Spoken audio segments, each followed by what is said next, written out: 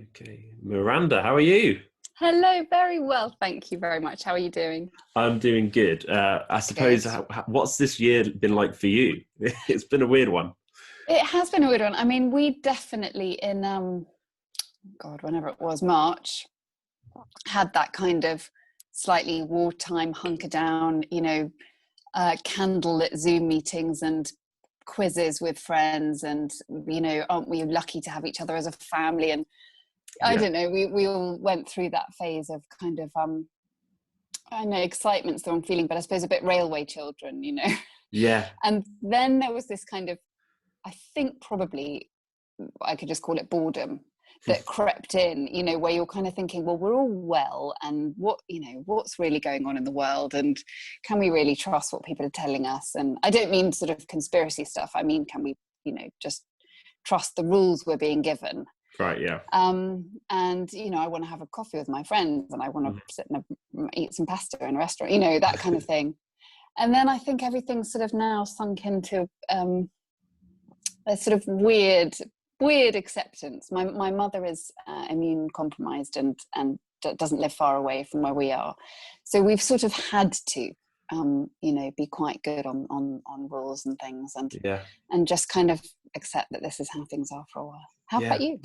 Yeah, not too bad. I kind of feel like I'm at the biggest circus, to be honest. I mean, it's just yeah. I mean, there's a lot of clowns for sure. But Yeah, yeah, yeah, it's just never ending. It's just like I feel like sort of singing yeah, the Greatest Showman soundtrack. yeah. It's all just a bit crazy, isn't it? I Yeah, mean, it is. what have you been doing to sort of keep yourself busy? I suppose this year, like So especially in lockdown. yeah, I was fortunate in that just by chance, so we live sort of half the time in London, but we also have a house in Suffolk, a cottage in Suffolk. And I had just set up a voiceover studio here, Oh, which is nice. really a posh way of saying like it's a bedroom, which has been turned into something else. Um, and I'd sort of done that before lockdown, and my voiceover agency just didn't have many, if any, female clients who had their own home studio. So they had a lot of boys who could work, a lot of men.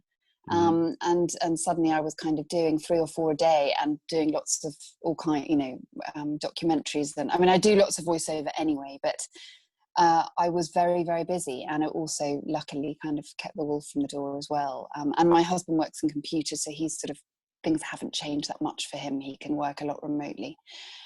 And our daughters kept on at preschool. So, actually the sort of keeping busy hasn't been too much of a challenge. What we found difficult is separating work at home from life at home. Yeah.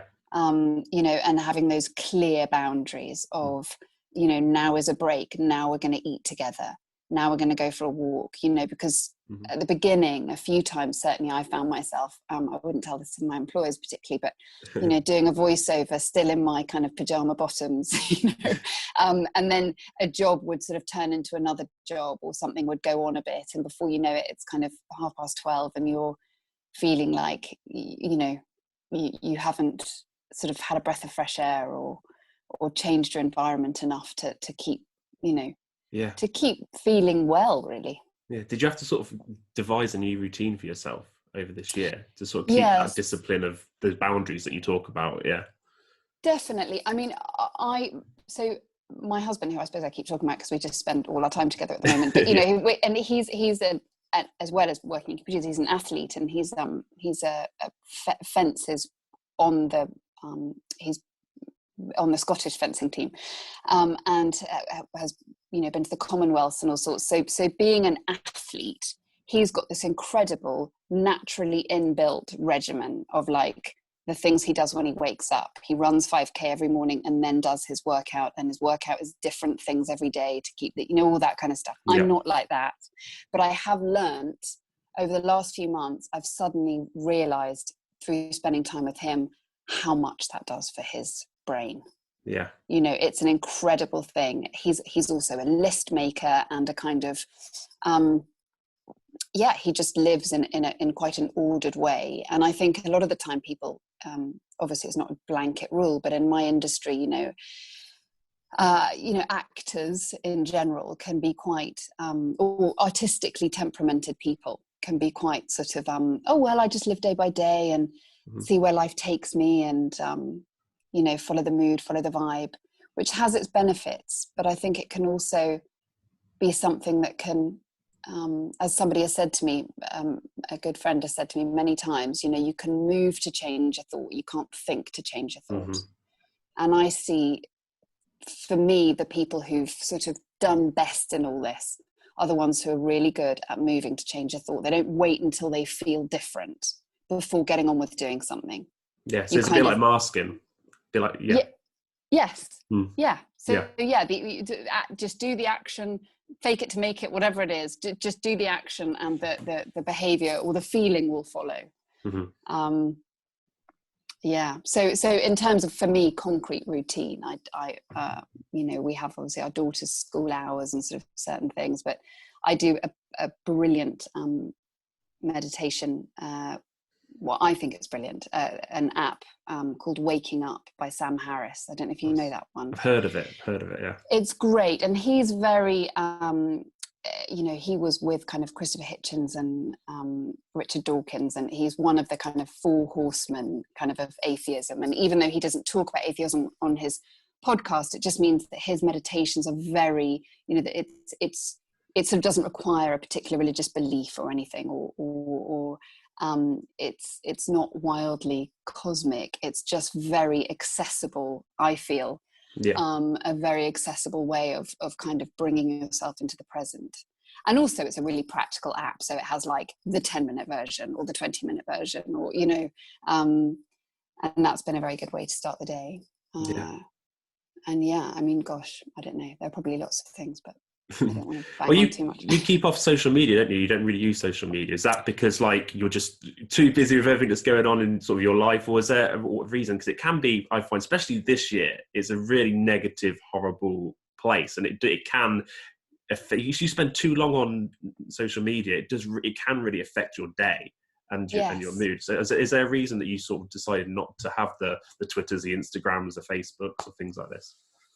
Yeah, definitely. I just never felt that I was suited to it. When I first started it was actually after I started on Spooks, which is a long time ago now, it's 2005. And I started being kind of recognised on the tube and that kind of thing. And it was also, quite early on really, and the sort of Googling had only just become a verb, and I remember kind of Googling myself, quite early on, and kind of looking up things people say, all do it. And seeing things, that were kind of upsetting or nice or whatever, and just being so affected by them. And then when Facebook, I suppose Facebook must already have existed, but anyway, I suppose when it was sort of something that everybody was doing, I just found, I get it, I don't sort of feel great judgment for people who are on social media, but right from the Facebook era, I suppose I just thought, I don't want those reviews. It's none of my business what other people think of me. I'm not the first person to say that, but and even just from a sort of keeping in touch point of view, I find I get forwarded. So we have family WhatsApp groups. And because one of my brothers especially is like really annoyed by the fact I'm not on Instagram, because he's like, oh, we're all on there, we're all just sending pictures of everything, like just be on it, and you don't have to be on it as a fake name and just see what we're all posting. I find I see these brilliant pictures that the family put on the WhatsApp groups because they know I'm not on social media. And then I talk to those family members, brothers, sisters, cousins, and find that life is just not as it appears in the pictures. And that doesn't mean, that they're lying, or that it's not okay to send a pretty picture of but I sort of feel if somebody wants me to see a picture of their child, as I do with my daughter, or a picture of something they've done, or hear a thought they have, that can come up over coffee, or they can just send it to me. If it really means something to them that I see it, or that we share that moment, then it will be worth having that moment, if that makes sense. which does sound like I'm being judgmental of social media. I think it probably is a brilliant thing for so many people, and I think it's a lifeline for so many people. And I'm sure, it's not going anywhere. Oh no, absolutely not. But I think it worries me more for sort of younger people, because it kind of, I kind of get the vibe, especially on Instagram, that it's almost like everyone wants to be famous, but not everyone wants to be, rather than talented.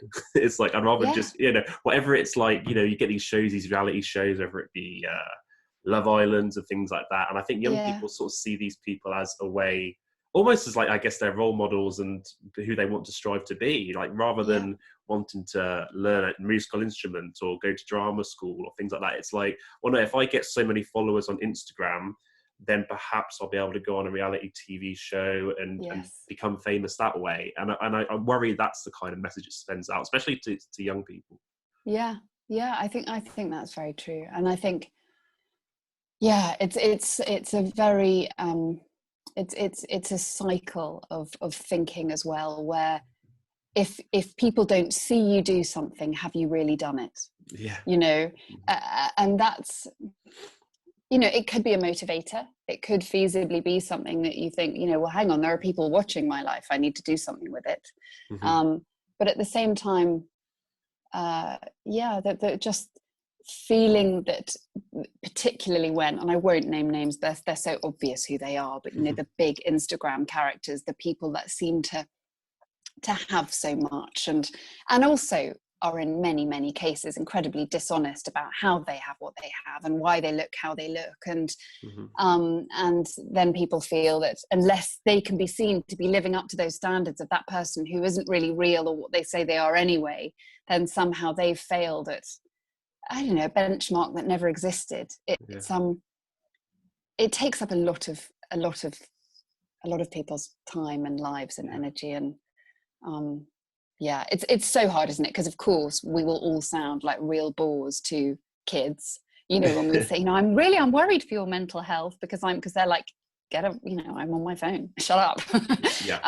But that they'll, I am going to use the phrase, in my day, we made a lot of mistakes. When I was your age. When I was your age, I did a lot of stuff. I went to a lot of schools.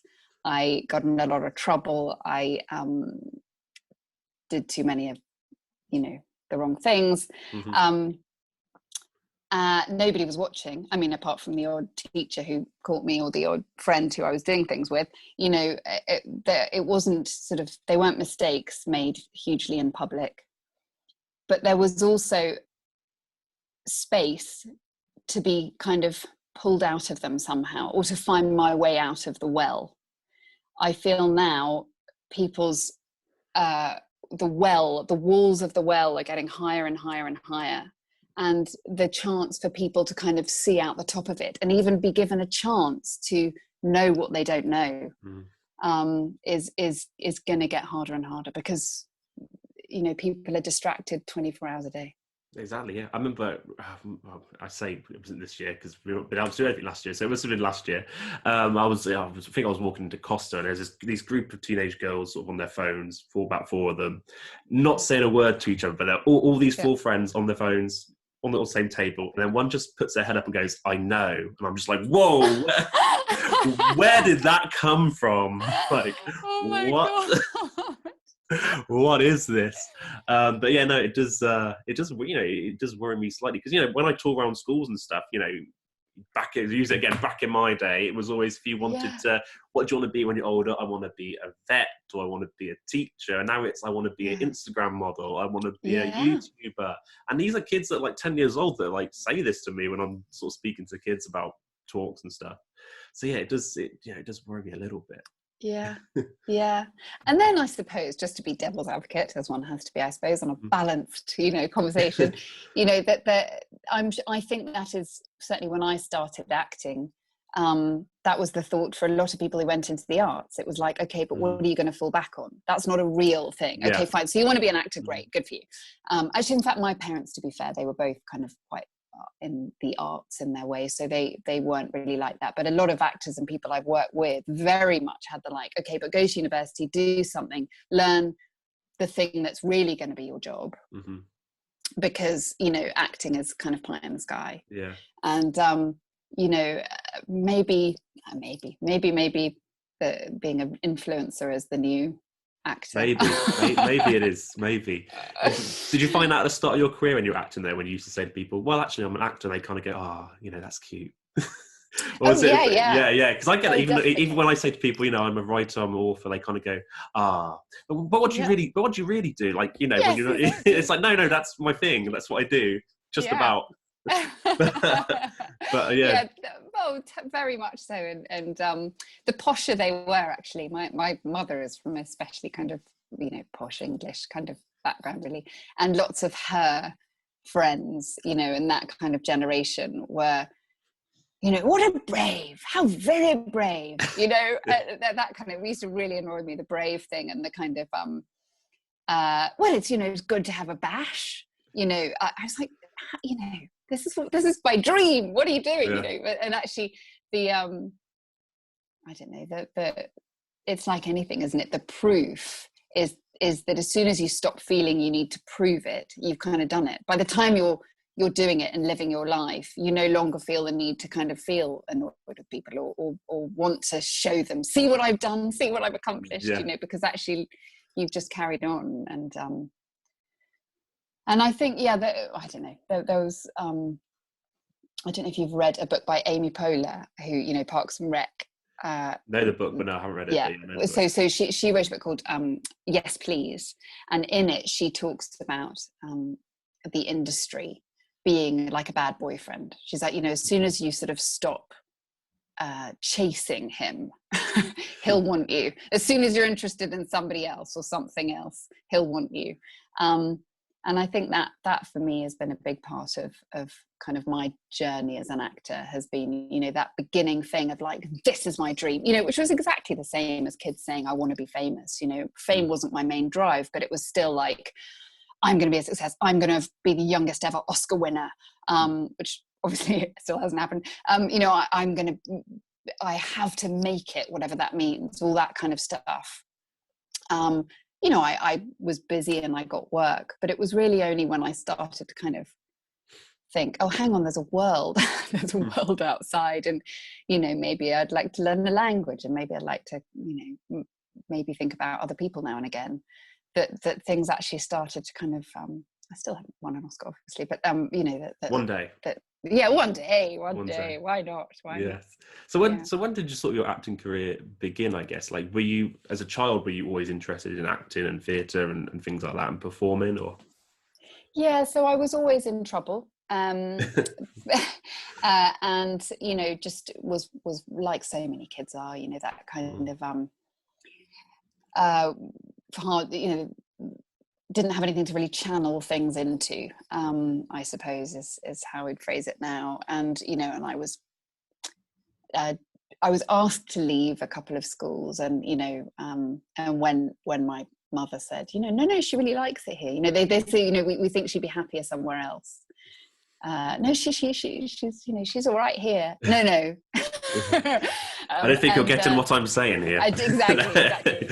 And actually, so my mother was a newsreader in the 80s. She was a newsreader for Anglia Television, and I used to sometimes, age sort of 5 or 6, go into the studio with her, and they were very sweet. You know, it was proper 80s, like everybody was smoking. It was all men, coffee and cigarettes, and wires everywhere. And I remember sort of being put in her newsreading chair, you know, on more than one occasion, and they'd kind of, you know, you could see yourself on the monitor, and they'd like pretend to put makeup on me, and that didn't make me want to be an actor. But when I first got into filming, I was like, oh my God, this is that smell. This is not the cigarettes anymore, but, you know, this is that kind of vibe that I didn't realize I was chasing. And then, you know, just the sort of school plays aspect of it, like so many kids, you know, as soon as I discovered theatre and drama, and it was just magic. And there were those brilliant, you know, Lambda badges and things that were kind of exams outside school exams, you know, that you could do, and they'd bring in outside parties to come and judge you. And, you know, they'd say, oh, you could do this as a living, or, you know, they were very encouraging those kind of things. And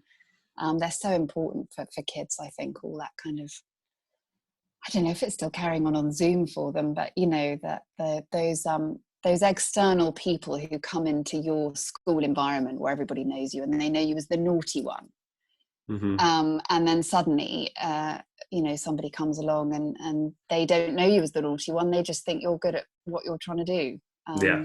And anyway, yeah. So then I went to drama school, age 17. I did my A-levels young, actually. Not that I was especially bright. I was just precocious, I think. But anyway, I started my sixth form at 15. Started drama school at 17, and then got an agent from drama school and kind of went from there. Yeah, that's great. So what was your experience at drama school like? Because I think from different people that I've spoke to about their experience at drama school, it tends to differ a little bit. Sometimes I feel like people sound like they need therapy when they come out of drama school. I don't know what it was like for you. Yeah. Like, you think that's something that needs to kind of be offered? I guess it's, thinking about it in particular, it seems for women it's probably a different experience, like a very tougher experience perhaps than some of the guys have to deal with it. Yeah, so I think firstly I went to a drama school that called Webber Douglas, which was a very like traditional, you know, there were newer ones that were a bit more avant-garde, where you heard about people having to kind of, you know, run around naked and, you know, sort of be comfortable with their bodies, that kind of thing. My drama school wasn't like that. It was much more sort of in South Kensington. It was very sort of traditional. So I didn't so much feel that I needed therapy when I left, although there was, and I believe still is, quite an ethos of we need to knock you down a peg or two before building you up again. Right. And I'm not sure that is, I mean, I didn't kind of fall apart, but there were quite a lot of people who found that sort of environment difficult. Just the assumption that you're young, therefore you're arrogant, and if you're self-confident in how you express yourself, that means you're confident. In my experience, they can be completely, they can mean the opposite. You know, it can, that you can be the most sort of outgoing, loud person and inside be totally sort of dying of timidity and low self-esteem. So I think a lot of drama schools have got that historically very wrong. And they break people down and they never really get built up again, and then they graduate. You know? So yeah, but I mean, you know, I overall, I suppose, had a good experience. Yeah, and met some good people and have retained a couple of good friends from there, and we had some wonderful teachers, and also it was the way to get an agent. You know, you couldn't really bang on somebody's door and say, hi, please take me on. You know, they had to come and see you, and the opportunity arose at drama school. You know. Yeah, it never really was ever get catty at all at drama school. Any experiences like that with whether you were sort of competing for a part against someone or agent or anything like that? Or was it always like, okay, it can? Yeah. Yes, there was cattiness, and actually we did several plays. You know, the kind of, and I played Sally Bowles in Cabaret, and then had another big part in something, I can't remember what it was, and then I was cast as Abigail in The Crucible, and a group of girls, I have to say, who weren't especially my friends, went to the principal's office and said, it's really unfair. She's been given too many leads. And he said to them, you know, something, I think not right. He sort of put them in their place a bit and said, you know, work harder. But it was an environment, understandably, completely understandably, of competitiveness and eating disorders. You know, I mean, those cliches are true in a lot of cases. But it's also a profession that attracts a lot of people who are, if it's not a sort of too much of a broad expression to use, who are kind of trying to find themselves. You know, it's there are a lot of very fragile people who go into that, you know, that world. Yeah. For someone that's done theatre, are you sort of worried about like how theatre re-emerges sort of post-COVID, I suppose? Like, I guess theatre will always be there, but in terms of just, I guess, the people all involved in the industry. It's desperate. It's an absolutely desperate situation. you know, the majority of actors don't live on you know, financially don't live on filming work or voiceover work. They live on what they earn in the theatre, and it's a hard graft, and it's a life they've chosen, and it's the life of an artist, and it's a huge plunge to take. But they really, you know, the people I've worked with in the theatre, both, you know, on stage and behind the scenes, are a tough breed of real workers who are so passionate in what they're doing, and that's been taken away.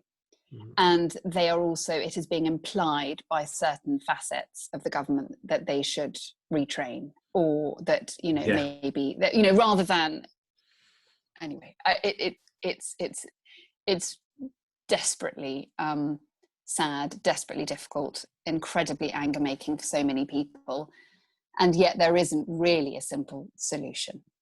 So I don't know what's going to happen. People are still doing their best to, you know, tell stories. I did for the German Street Theatre a couple of months ago. I did, along with 76 other actors, we did a 12-hour reading of the Odyssey, to raise money for the theatre, and it was obviously, it was all online, and it wasn't the same as being on stage, but it was like you could really feel everybody's desire and need to, kind of, as pretentious as it might sound, to sort of keep telling stories and using their voices, you know. Yeah. No, absolutely. Well, I'm from Stratford up on Avon, so obviously we have the RSC, and seeing that just kind of not being able to thrive, and the tourism coming in, is it's. Are they doing anything there? Are they doing a bit? Some they shows? Have been doing a bit, obviously, because you have the gardens as well, but obviously because of the weather, it's not been as much. But I haven't seen too much going on. But you know, we'll see what, you know, hopefully, because Stratford's in tier 3, you see, so we're not allowed anything on at the minute. So nothing's happening just at the minute, but they've been doing a couple bits outside, not a couple of, maybe a few weeks ago I saw something outside, but hopefully it's something that, you know, be able to thrive again. Have you ever done these? You've done some Shakespeare before, haven't you? I have, at Shakespeare's Globe. I did Henry VIII at Shakespeare's Globe, and I played Desdemona and Othello at the Theatre Royal in York, and others too, I can't think. But As You Like It at Cliveden. So I haven't done West End. Oh yes, I have. Winter's Tale I did with Judi Dench and Kenneth Branagh, and I played Hermione, and Kenneth Branagh played Leontes, and Judi Dench as Paulina. That was amazing. I mean, that was an extraordinary experience. Well, she's a patron at the Shakespeare. You know, you always see Judi Dench stuff around Stratford. So I know she's involved in the Shakespeare world quite a lot. She's but that must have been amazing working legend. with her. Extraordinary. She's totally. She's absolutely everything that you would hope that she would be. You know, really funny, really naughty, really brilliant, kind, full of brilliant advice, but not in an advicey way. You know, she's just awesome, completely awesome, and I think everybody, you can't not fall madly in love with her. Did you enjoy do you enjoy a lot of Shakespeare, performing Shakespeare and things like that? I was 19 and I did a bit of Shakespeare. I didn't like the wearing the tights so much. But, even the directors going, you know, will someone get him a dagger, please? Thank you. But it was it was all right, I suppose. I mean, I think it depends on the play and the part and who you're doing it with. And I mean, you know, I've had a great time doing all sorts of things, but I love it. My favorite way of working, whether it's Shakespeare or whatever it is to be sort of trusted to get on with it.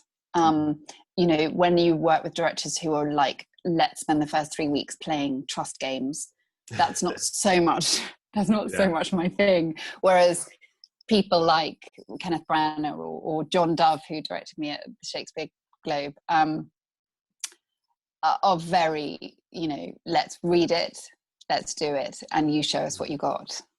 you know, and of course they steer you, you know, it's not a case of just let me do it and please don't tell me anything different than my initial instinct. Of course you get directed, but you know, just to kind of have that chance to express your understanding and your instinct is a great feeling. Yeah, not the biggest fan of the drama games then. You're not the I'm a tree or no, I've always hated it, and therefore I've always been terrible at it. You know, I think the more you hate it and the more uncomfortable you feel, the more sort of embarrassing you are to watch doing it. You know, I'm sure people felt as uncomfortable watching me do it as I felt doing it. You know, just no, can't stand it. I'm not saying it doesn't have a place. You know, I'm sure it says a lot about me, and that I need to let go or something. But I just find myself cringing. I know what you mean. But for someone that's done theatre, film and television, is there one of those outlets that you seem to really prefer to do? No, I would say the most wild moments I've had, like those moments where everything comes together and you just feel totally like you're in the right place at the right time, and they last about 3 seconds. I had one of those moments playing Anne Boleyn in Anne Boleyn at Shakespeare's Globe, and the other most powerful moment was playing Hermione at the Garrick. So I suppose the two most sort of spiritual, for want of a better word, feelings I've had have been doing theatre. But there is something that filming gives you, apart from the fact it pays well, which is not to be sniffed at. You know, that's a huge thing, really, if we're honest. But also just that you do get to have another go. You know, you do get to work with extraordinary people, and you are realizing a vision together that ultimately you then have to let go of and not have. You know, when you're doing a play, you know what you're giving people. You can feel it, you're there in the moment. When you're filming, you know what you're doing at the time, but an editor can make anything of it. A director, producers, you know, you really are not at all in control of the final result. I mean, maybe you are if you're, you know, Leonardo DiCaprio, but in my case, I'm not in control of the final result. So, you know, I've watched things I've been in and been both pleasantly surprised and bitterly disappointed because of what's been done with them. But, you know, you have to sort of keep it in the present, I suppose, and if you're going to enjoy any of it. So yeah, the short answer to your question is I don't particularly have a preference, but I think the heightened moments in theatre are unbeatable. Kind of give you that high and that sort of really adrenaline that you feel is probably not the same as when you're filming and stopping. That the adrenaline on stage of when something's really, you know, just when you're just hitting it, and if you think, oh, I'm really hitting it, you're probably not as well. So that's a lethal thing, because it's not those moments of being on stage and going, God, I'm good tonight. It's not at all, because that genuinely, if you're having those kind of observations, the likelihood is you're a little bit off. It's these moments where you're just working together, and the text and the audience and your fellow actors and everybody seems to be kind of in sync. And then you have these little moments, like I said, they're probably not even 3 seconds long. They're just these moments. I think you've probably had it writing, just those moments where you're like, a sweet spot. You hit the sweet spot and then you've kind of lost it. But you know, it's an incredible feeling. Yeah, no, absolutely. I mean, for someone that you sort of said, I don't want to use the word bad, maybe a bit naughty, a bit of a cheeky teenager, and then going to drama school, was that when you went to drama school, was that kind of where your behaviour was able to change a bit, and like you had to, because you felt like perhaps you were able to express yourself more, or were you just always a nightmare? I was quite a nightmare. I think, yes, I was able to express myself more, and I wasn't. I don't think I was sort of a cow, or you know, I was pretty good at being on time, and I mean, not that's my definition of being a cow, aside from not being a cow. You know, I wasn't. I didn't. You know, I worked hard. By the time I got to drama school, I'd kind of learned that, you know, you weren't going to go anywhere if you didn't work hard. For me, the behaviour genuinely didn't really change until I stopped drinking in 2013. And for me, letting go of alcohol and addictive behaviours on an ongoing basis has been the key to my own, in my own experience, has been the key to sort of my own sense of well-being, and everybody finding me a lot easier.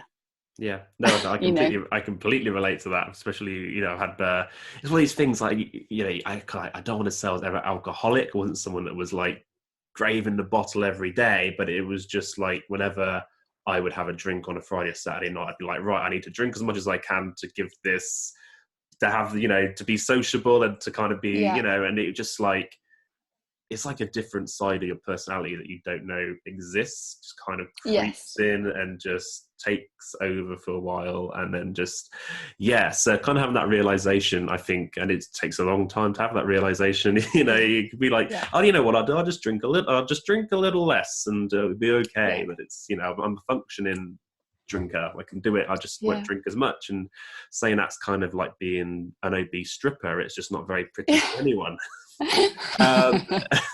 And so you kind of have to have that acknowledgement that, like maybe I'll have a couple at Christmas with my friends, but it's not something that I'm going to let dictate my life so much and dictate relationships and dictate my mood. And it was, and it does. And especially this year, I've kind of had to really look at my relationship with alcohol and be like, time to change it. And I suppose I think a lot of people have. I think there's these lockdowns, and I think things have gone completely understandably through the roof for a lot of people. And I'm not saying they have for you, but just it's an incredibly difficult one, and also the negotiation with it. For me, the negotiation was always going to be, how can I live with this man who beats me up? I mean, not if alcohol is the man, if you know what I mean. It was sort of like, how can I negotiate this abusive relationship? Which, it just get out of the relationship. For in my case, again, I can only ever sort of talk about my own experience because all our experiences are different. But for me, there was no way of having it in my life that wasn't going to end up with me sort of no, I get what you mean. It's like you say, like, no one's saying, like, I'm absolutely not saying it either. It's like, we're not saying we're the experts of alcohol and how it affects people's moods, but you're the experts of your own story.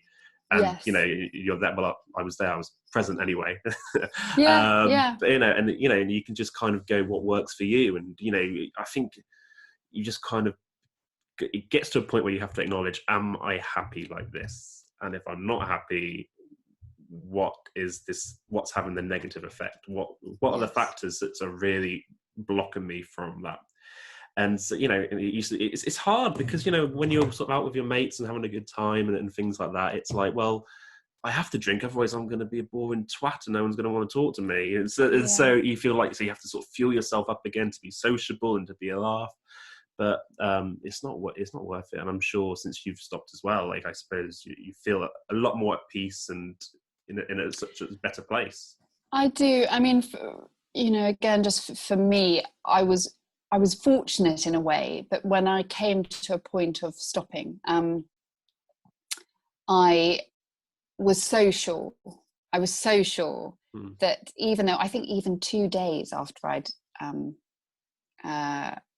sort of decided, I mean, I had made the decision before, but anyway, 2 days into what has now become nearly 8 years, I went to a premiere of something, and I remember standing there with my fizzy water and just thinking, I can do this. And it was very fortunate, really. The desire had kind of gone, and then, I reached this amazing point at which I realized everybody else had kind of become a bit boring and drunk. And, I was like, okay. And kind of went home. I remember sort of feeling like, I was part of it, and then, and it was possible. And that hasn't been the whole experience all along, you know, because there are people who will miss the fact that you don't drink. But of course, again, in my experience, the only people who've really missed the fact that I don't drink are the people who drink a lot. And friends of mine who do have, in inverted commas, a healthy relationship with alcohol, or who just, you know, drink in the way they do, without it being a problem for them, couldn't care less what I've got in front of me. Yeah, no, I think that's a good way to look about it. It gets to a stage when you wake up on a Sunday morning and you kind of, I was looking and thinking, why have I ordered 2 George Foreman grills and a cutout and a cutout of Danny DeVito, like a life-size cutout of Danny DeVito, and it's just things like that. And you just think, right, was that a real one? No, that you really ordered. I managed to cancel the Danny DeVito life-size cutout, thankfully. But I was at university, and I don't know, at the time, it just seemed that I needed not just one, I needed 2 George Foreman grills that came.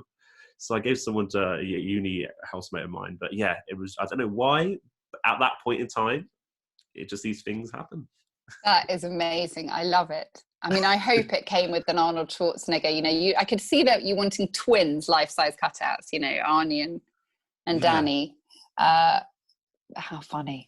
Yeah, well, I don't know if it's because I'm 6'4". I don't know if it was like, I want to see how. Oh yeah. I just want to see how we differ in size, and I'm trying. Did I watch anything of Danny DeVito like the night before? I don't know. I have no idea. Well, that's why I'm wondering. Maybe twins. That was the, and it was the cardboard cutout film too. I remember, which will definitely have been before your time, like going around sort of Blockbuster or Primetime Video, and there totally being my time. Okay, good. The twins cutouts. You know, the Arnie and Danny. Maybe you wanted to be Arnie. Maybe that was your thinking. Maybe, yeah. He's a governor, isn't he? Arnold Schwarzenegger. He was the governor. He was not anymore. No, I don't think so. No. Yeah. Yeah, I remember like Blockbusters. That's bringing back some. On a Friday night, you'd get a Blockbuster. What film do you want to watch? I don't know. It was always, remember Little Nicky, Adam Sandler. I think it was like that. Yeah. Get a little Nicky, Adam Sandler. We'll get Maltesers and bag of Haribo. Yeah, that was it. Yeah, Blockbusters. How the world has changed. We're going back to being back in my day. We had to go to the video store to watch a film. So I mean, you've done some pretty incredible television programs in Merlin, Doctor Who, and the others. I was going to say and others, but Spooks, Warrior, and of course Thomas. I have to say Thomas and Friends as well. You know. Oh yeah. Of course, I was a massive Thomas the Tank Engine fan. Yeah, I kept trying to get my daughter to watch it, but she couldn't care less. Yeah. Oh no, it's great. Is there a TV experience that you really do enjoy?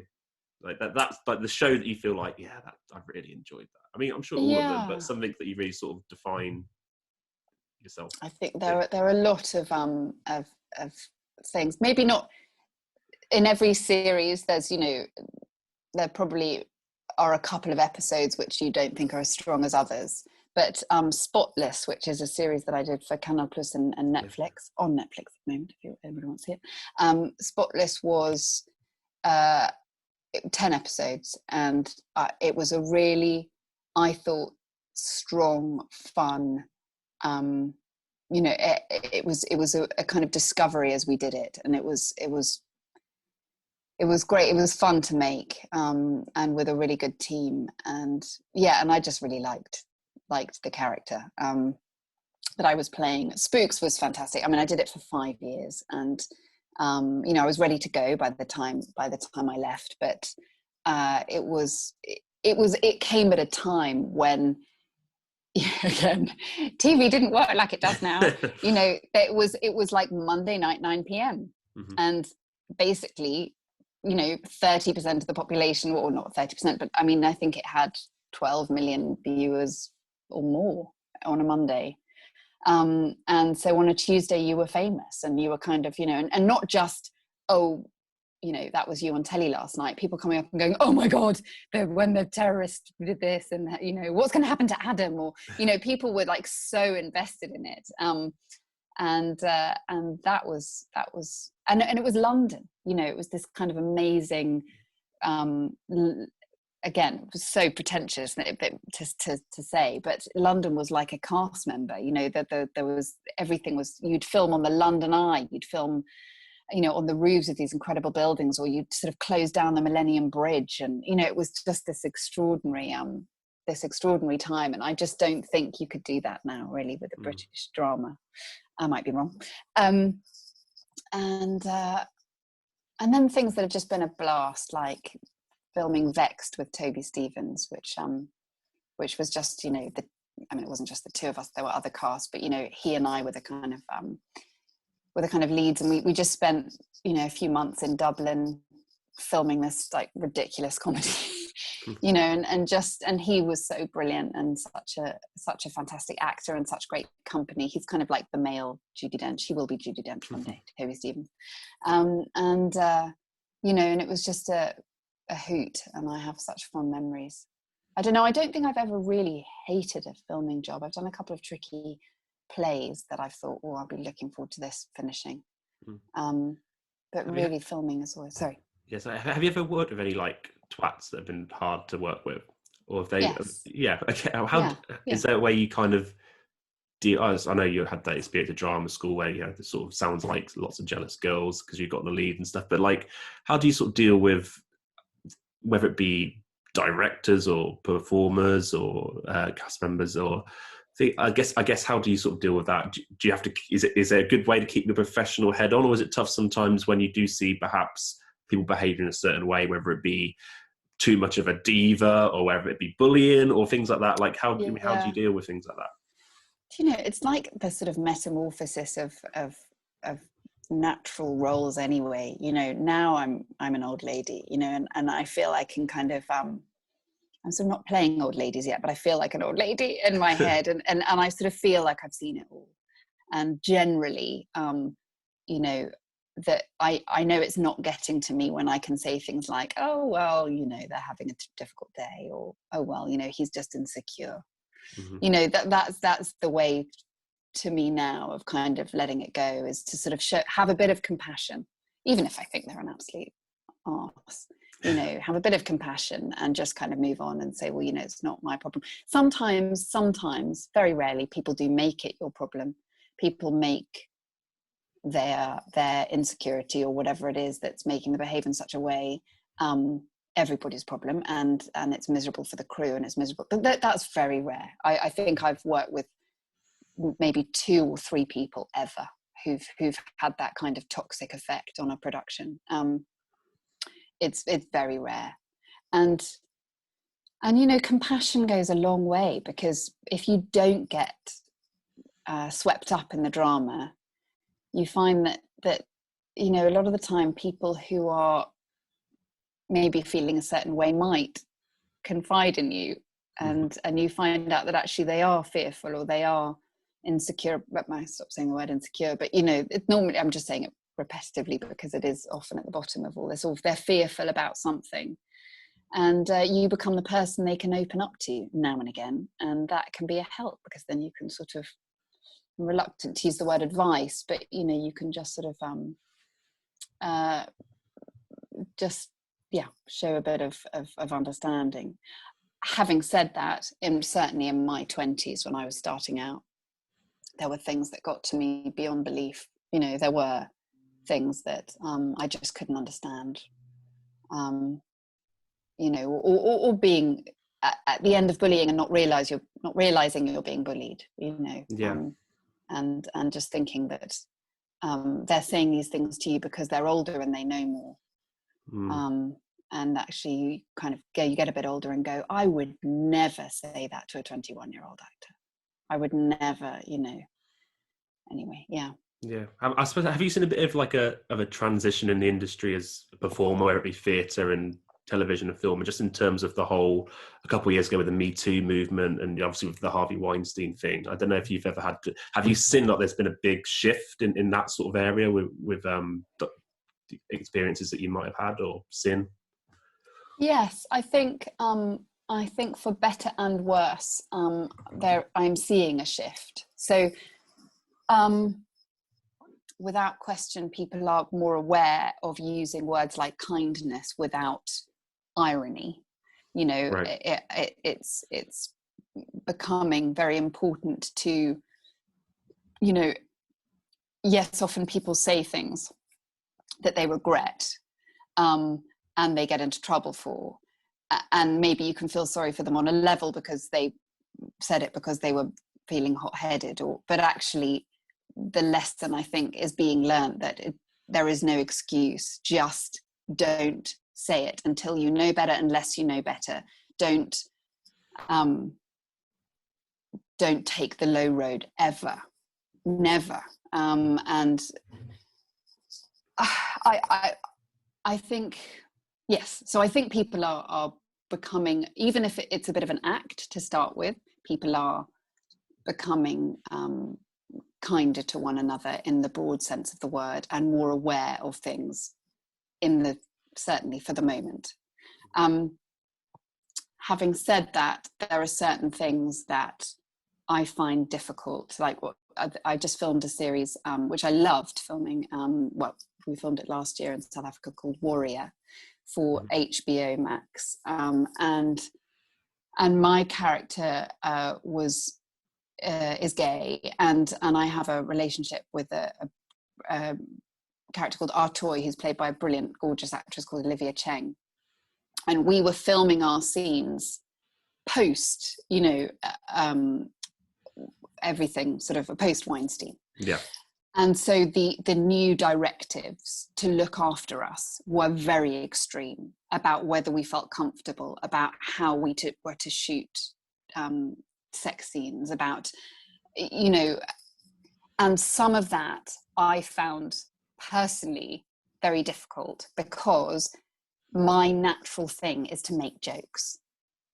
I find, and actually luckily Olivia was similar, we found our way was to kind of giggle through a lot of stuff and have make jokes out of it, which we also sort of realized we were in a world where somehow our jokes could be offensive, even though we weren't saying it. We were joking with each other, we were saying, but you're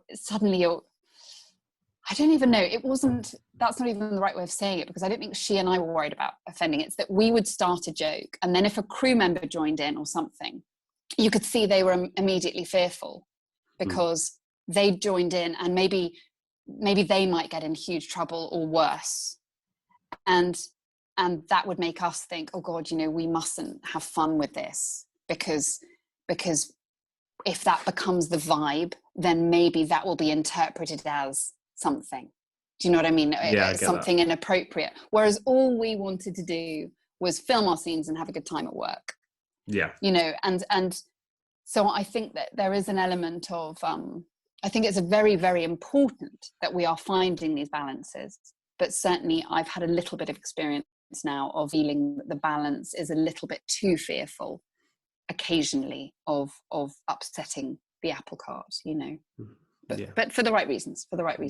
No, absolutely. I mean, so what are you kind of hoping for 2021 in terms of work-wise? I don't know what the situation with theatre will be, or have you got any sort of things lined up? Well, I'm supposed to be filming something at the end of January, beginning of February. I also filmed a pilot for something at the end of last year, this year, sort of in November time. And we will find out in March whether or not that's commissioned. And if so, then, I'll be part of that. Great. So things are kind of, they seem to be coming back a bit in the filming world. I have to say, for theatre, there have been no calls. There's been nothing to say, it's looking like such and such is going to start again. But there are theatres. I mean, a friend of mine went to see something at Bath Theatre Royal the other day, who I think were doing a Harold Pinter, I think, Betrayal they were doing, and it was absolutely, the audience was socially distanced from one another, the cast were living in a bubble, they really had gone to extraordinary lengths to make it work, and it was apparently absolutely brilliant. So people will find a way, because that's what's so brilliant about my industry, your industry, that people do find a way of telling their story. Oh yeah, well, even pantos, you've got online pantos this year, haven't we? Right. Yeah. Where there's a will, there's a way, I suppose. The show goes on. That's it. Yeah. Yeah, suddenly that expression means a lot more. It's always been a bit of a joke expression, you know, the show must go on, and the kind of cliche, but actually it's really being shown to be true. And it's quite a moving thing, actually, when you see the lengths that people go to put the show on. Yeah, well, I'm sure your show will continue to go on, and thank you so much for joining me today. It's been really great chatting to you, actually. Thank you. Thank you, you too. All right, take care.